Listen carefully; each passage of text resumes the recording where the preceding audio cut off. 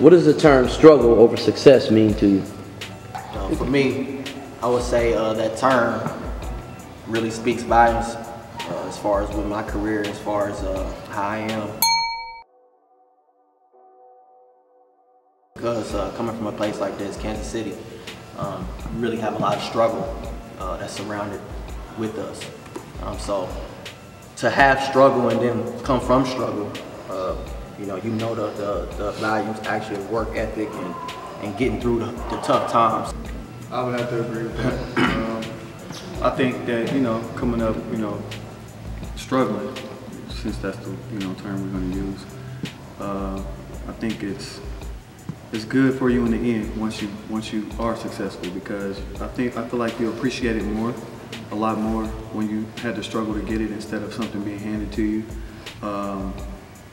And I mean, it's just something that you remember forever, And once you figure out how to struggle and how to get through things and how to grit and grind, then I think that everything else in life is a whole lot easier for you to get along and get by.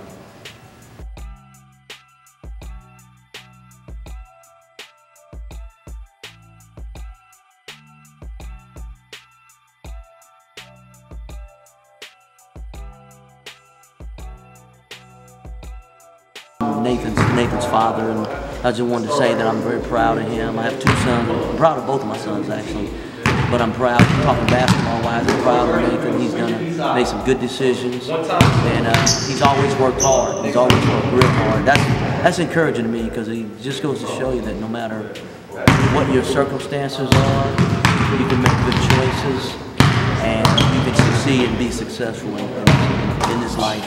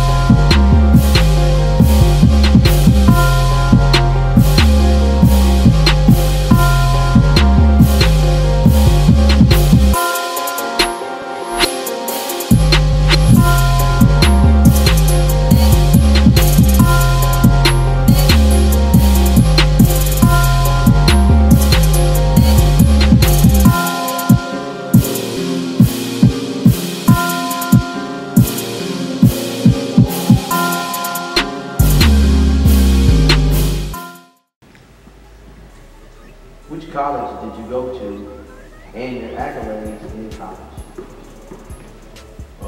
Wisconsin Green Bay. I all newcomer team my freshman year, sophomore year, second team, junior year, first team, senior year, first team. I lead, I'm up there in assists. I want to say top in assists, second in steals, top 7 in scoring. So I'm top 5 in all major categories there. So had a couple winning seasons, 20+ wins. So.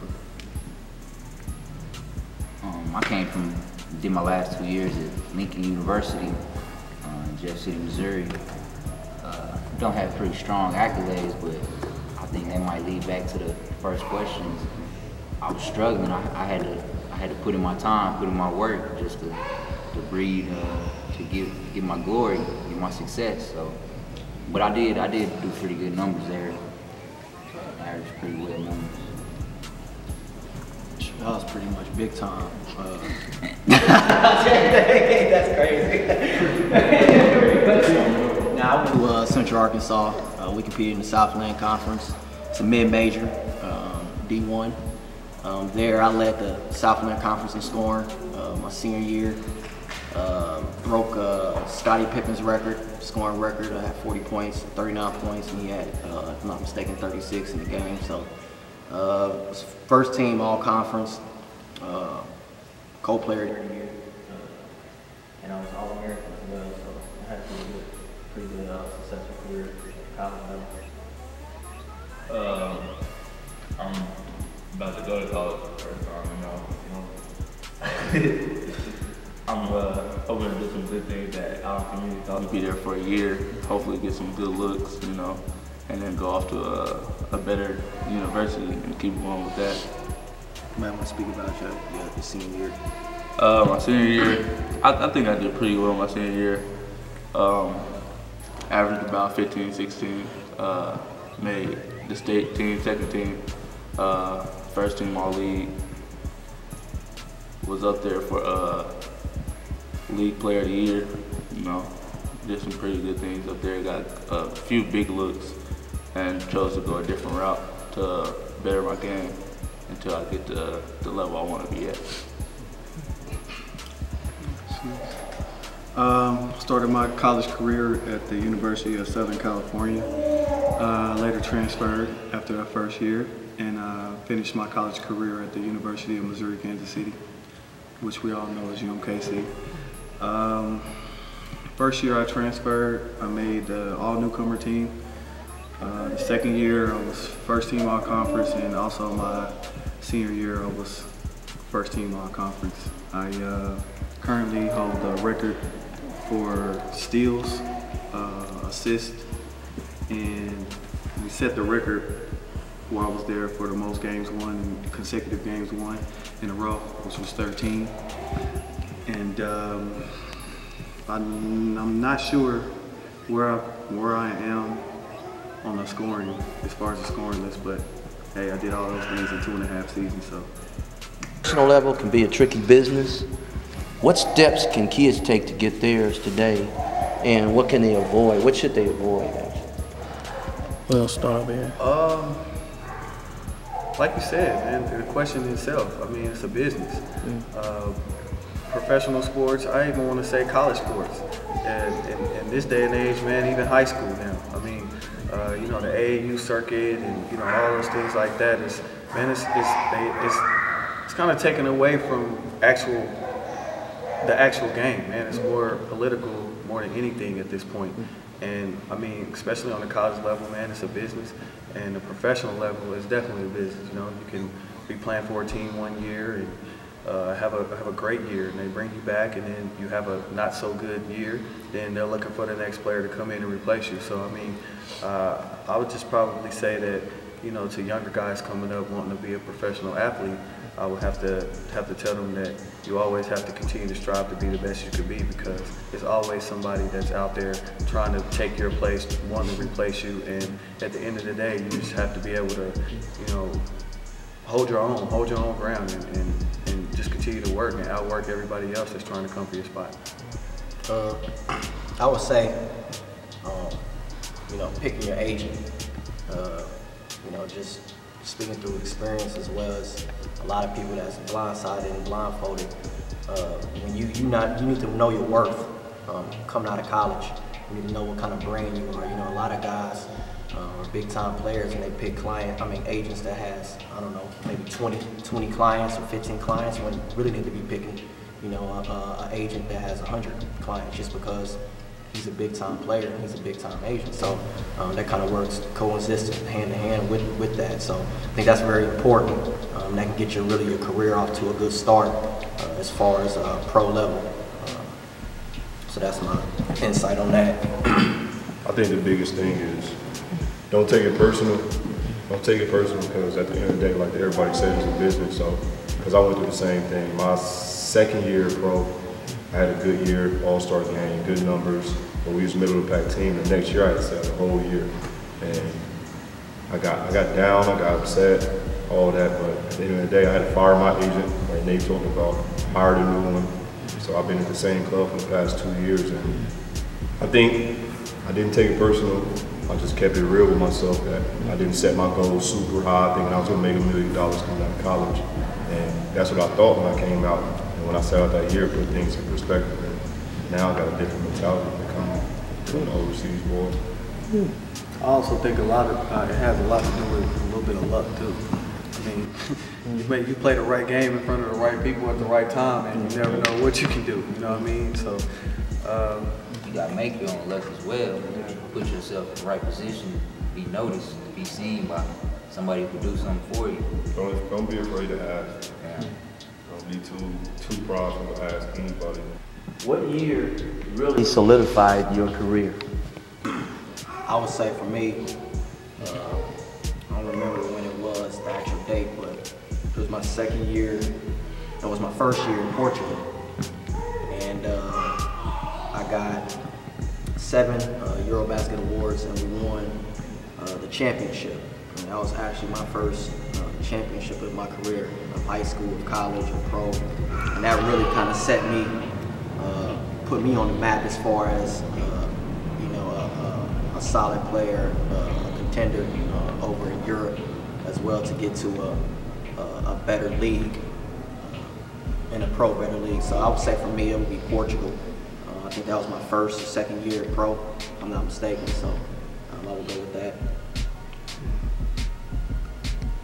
I believe my senior year in college really made me, just because we weren't the best team overall, but I had to pull so much weight personally just to have my team compete. I was leading scoring and assists, steals and rebounds, every major statistical category. So I believe that just gave me like the focus, just to know I'll be able to pull a lot of weight personally. I have to say my junior year in college was my best year in college. I averaged just a little bit over 20 a game, which was top 10 in the country. I was 3rd in steals in the country. Our team was, you know, we were winning ball games, man. We were playing against a lot of high major teams. And I mean, we were really competing with those guys. And coming from a mid-major, I remember Nate can, you know, agree with me on the fact that, man, when you're a mid-major, man, you really don't get the same recognition as the, you know, the bigger schools, the high majors get.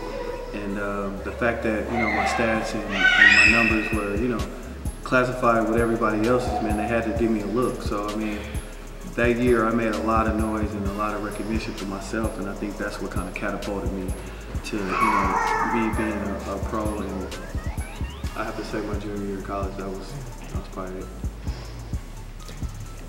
Your thoughts of each other's memories. I mean, your thoughts of each other. What's your opinion of each other and their basketball skills, and what's your memories, some of the memories you may have of each Man, other? I remember frying Quentin. I was going to say the same thing. I remember frying him back in the day, man. We played UMKC. I was there at that game too, though.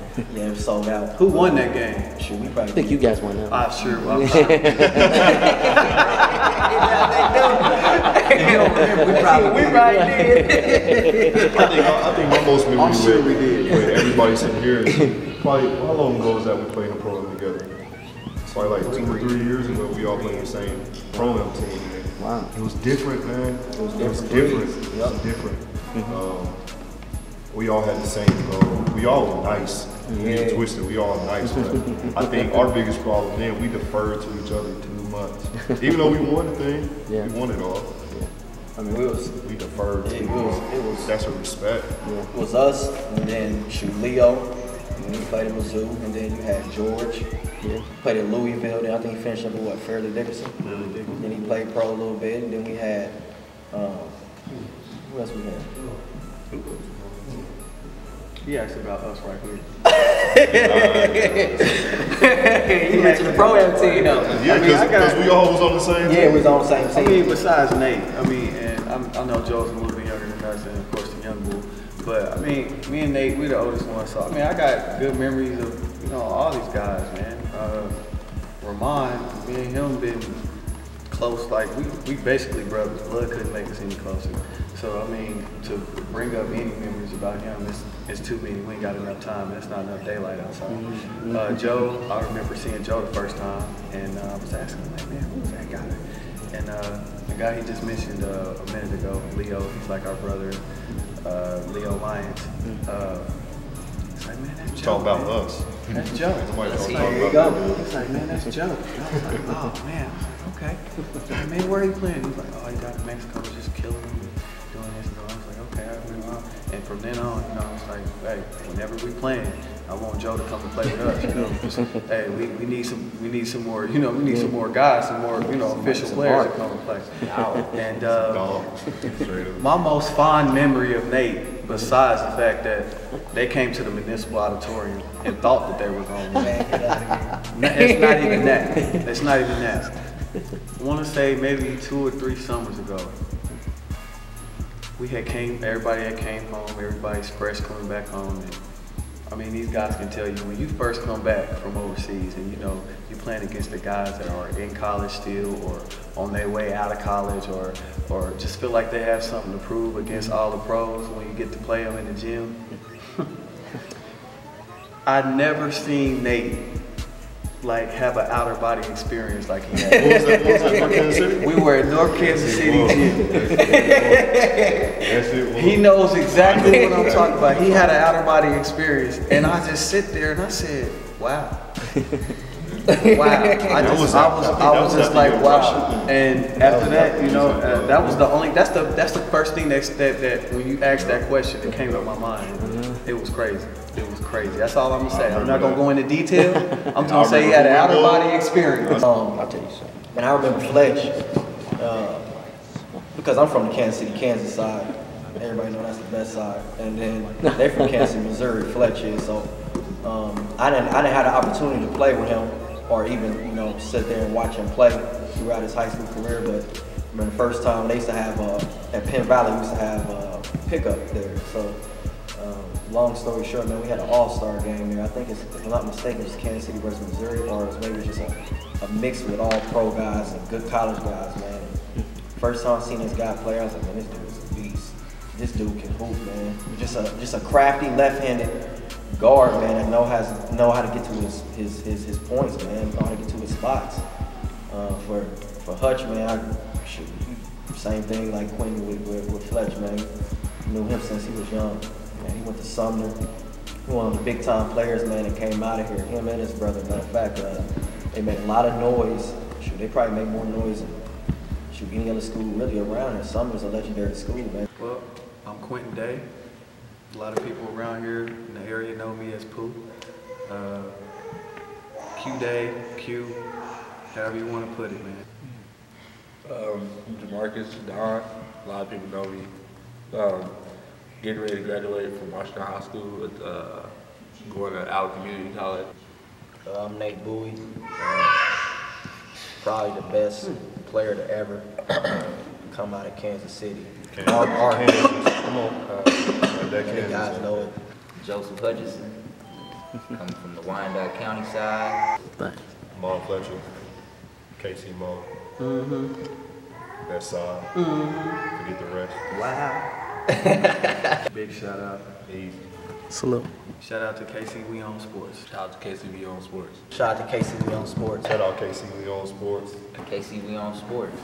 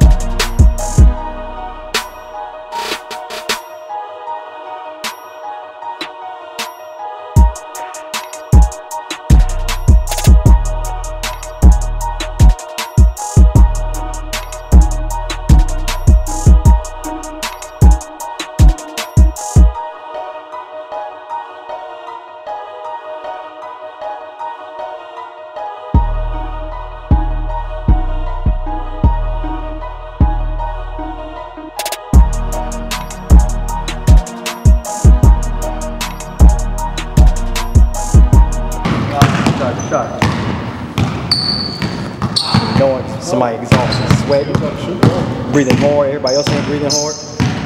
And you know you're a year out. But his mouth water. It's hard. Exhausted.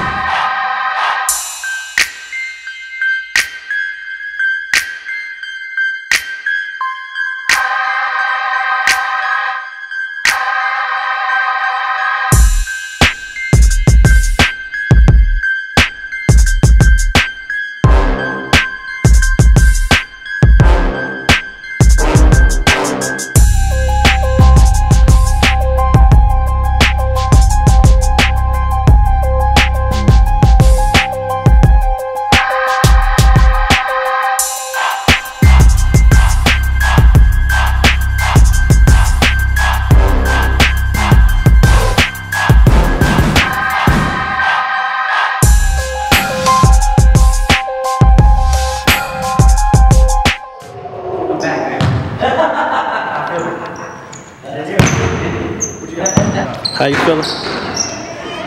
Exhausted. I ain't gonna lie to you. I need this win though, right here. My S.O.S series. I need a bucket. My show.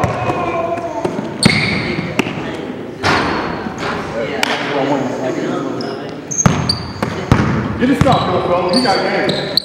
Get a stop.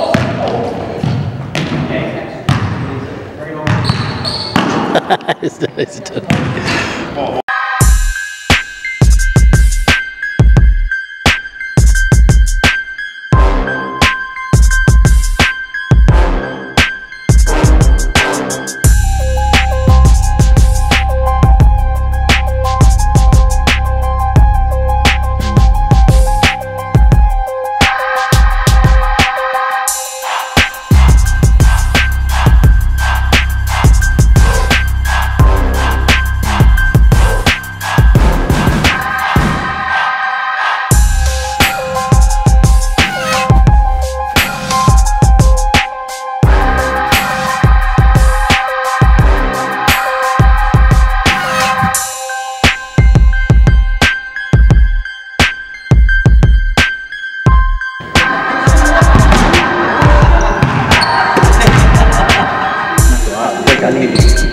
Get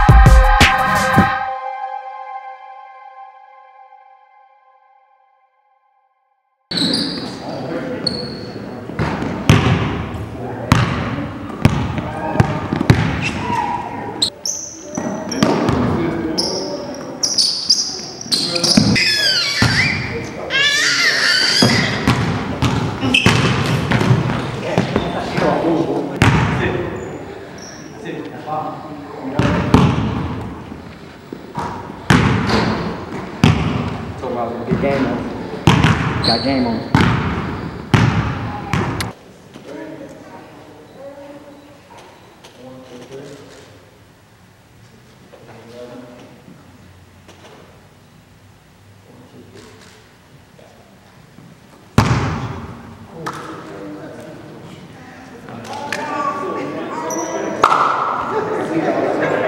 Oh yeah, man. How'd you feel, man? Good workout? That was easy. I needed that. I needed that for the weekend. Good time.